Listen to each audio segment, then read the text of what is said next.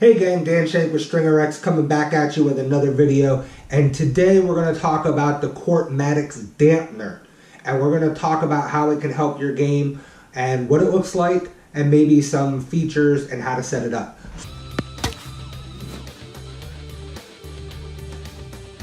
I haven't even opened up the package yet. I actually ordered two of them. The first one I've been using in play testing, but this is the second one, so I'm going to go ahead and open it up. And this is what it's going to look like when it's shipped to you. So as you can see, get it up close to the camera here. That's the packaging. That's what it looks like from behind. When we open it up, we got a nice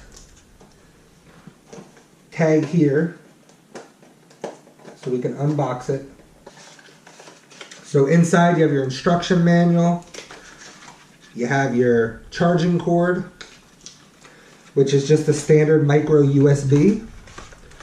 And then you have the dampener right here. Now, the cool thing about the Courtmatics Dampener, compared to some of the others that I've tried, we'll talk about it really quick, is I've tried a bunch. So I've tried the Zep dampener, the one that goes on the bottom of the butt of the racket. It was very difficult to use. It came with a yellow stretch that went over the butt cap, and then it held it in place, but it bothered your hand, so you'd have to put a grip over it, and even still you could feel it. Then they came out with the Pro Mount, which kind of just stuck onto the butt cap, and my Zep dampener went flying all the time. Eventually it broke, so I contacted customer support for Zep. It came back. They gave me another one. Same thing, flew off, broke, contacted customer support, they sent me another one, flew off, broke, contacted customer support, and that was it. They didn't send me another one. They basically told me that they were working on a better mount, but I was basically SOL. So their customer service was great in the beginning, but then they kind of tanked off. So then I bought the clip tennis sensor. The clip was very difficult to get on the string bed and off the string bed, but it didn't fly off, which was great. The ball hit the clip a couple times on just off-center hits, and that broke. While they sent me another one, I sent that one back. When I got the new one, same thing. A ball hit it, and it broke. Sent it back, they sent me another one.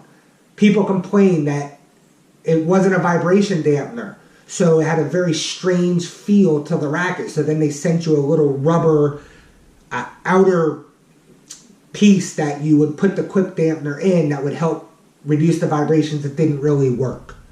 And that one eventually broke as well, and customer support stopped responding. So horrible customer support as far as the QA of their dampeners and being able to take a ball strike. The accuracy in both the Zep and the clip were pretty good, but there were some times when I felt it didn't sense exactly what I was hitting, and I don't think the results were very accurate. There was a couple times where I hit a really hard forehand and it registered that it wasn't a very hard forehand on both the Zep and the clip. So that was a little disappointing, but they were first to market, so that was one of the disadvantages. The nice thing about the Courtmatics that I will tell you is it's easy to get on the string bed, and it's a little challenging to get off because it is a little wider than most. So once you put it on the string bed, it's not going to go anywhere. It has a button to be able to turn it on and turn it off, which is nice. And it syncs very quickly. I've had zero issues syncing my sessions. One of the things I had problems with the clip and with Zep both is it said it was recording a session, and then when I went to download the session, there was no data. And it probably was because the dampener got hit by a ball and shut it off, or it just didn't work properly. The Courtmatics, I haven't had that issue. I've recorded like 5 or 6 sessions so far. The battery life is really well on it. The app is super nice and easy to use, and it shows the biggest things that you want to know, which is, where am I making contact on the racket in the sweet spot? Do I have a good racket prep? Is my follow through really good? What's my top spin? How good is the top spin that I'm generating? It also tells you things like your footwork. Am I split stepping? You can't cheat it. It'll tell you what your footwork is, and mine's horrible. It'll also tell you things like the calories that you burn, show you how many strokes you actually hit, which is great. So you'll know exactly how many forehands, how many backhands, and it breaks them up, topspin, flat, slice. So you'll know the differentiation of those, which is fantastic as well. So overall, the Courtmatics Dampener is a really good tool to be able to use. Now, some of the things that you might want to know about the dampener would be how much weight is it? Well, it's about 6 to 7 grams on my scale. I'd say 7 grams is probably accurate.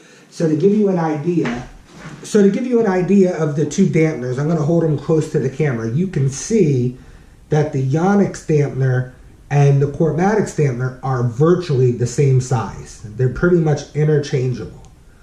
They're basically the same size. Now, the Untitled Dampener weighs 3 grams, and like I said, this weighs 7 grams. What we're going to do really quick before we do anything else is I'm going to take the camera with me, and I'm going to show you what we can expect by putting it in a racket. So here is the new V-Core Pro that I'm hitting with. Let's do this. We're going to turn on the handy dandy weight. So we're going to weigh this racket, 293. Now we'll do the Courtmatics Dampener. So here's the Courtmatics Dampener going on. The Courtmatics Dampener brings it up to 301. So 7 grams with the Courtmatics Dampener. The Untitled Dampener, 4 grams. So it's only a 3 gram difference. So what does that mean for swing weight? Well, let's do swing weight without a dampener. So we're going to put the racket in, and we're going to see what the swing weight is without the dampener.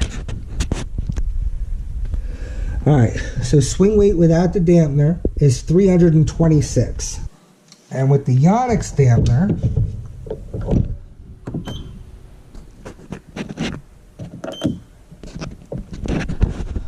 so with 4 grams in the string bed, the swing weight goes up to 331. So now, let's see what happens when we put the Courtmatics Dampener on. And just to show you, here's the charging port on the Courtmatics Dampener. So when you put it on, you want to have that down. All right, the Courtmatics Dampener is now on. So let's see what the swing weight is with the Courtmatics Dampener.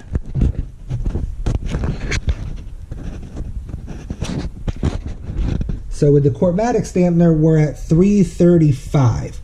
So it increases our swing weight by about 4 with the Courtmatics Dampener. So it definitely changes the swing weight of the racket, and from 326 to 335 is about 9 units. The good news is it does change the swing weight. So if you take that into effect when you're playing with your rackets, you can use that information if you're customizing to get the racket specs that you want. You know it's going to raise the racket about 9 units in swing weight from stock form, and it's going to provide 7 grams of weight to your racket, which is fine. But all in all, the dampener's fantastic. It's not going to be that much different if you already use a dampener. Now, if you don't use a dampener, then it's definitely going to impact your specs and how the racket plays significantly more. I did find that the dampener does dampen. Not quite as good as a regular dampener, but definitely does a good job.